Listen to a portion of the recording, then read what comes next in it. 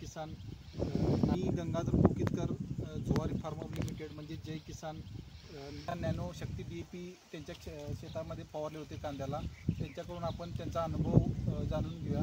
नमस्कार साहेब. नमस्कार. आपली ओळख सांगा सर. माझं नाव सतीश बडे, मी नगरवाडी राहणार.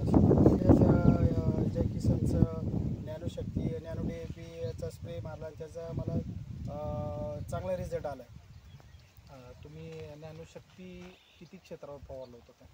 1 एकर क्षेत्राला मी फवारलं होतं. आणि तुमची टोटल शेती किती आहे, म्हणजे क्षेत्र किती आहे? मला 6 एकर क्षेत्र आहे माझं.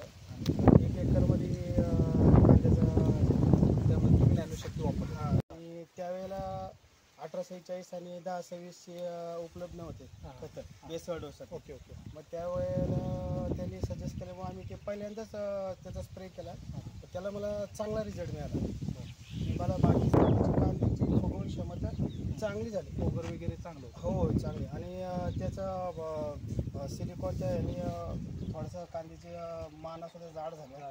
आणि याच्या स्प्रेने कांद्याची कलरसुद्धा कांदा चांगला झाला. आता किती दिवसाचा कांदा आहे तुम्ही? आता जवळजवळ 110 दिवसाचा कांदा झाला. म्हणजे किती दिवसात काढणी लागेल काय तरी? आता 15-20 दिवसामध्ये काढायला येईल. तुमचं अपेक्षित उत्पन्न तरी किती आहे काय?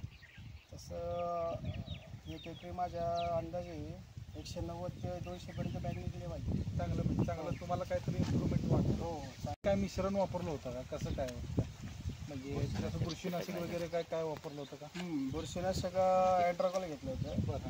आणि कराडी पावडर कीटकनाशक आणि बाकीच्या शेतकऱ्यांना उपदेश द्याल काय वाटतं तुम्हाला?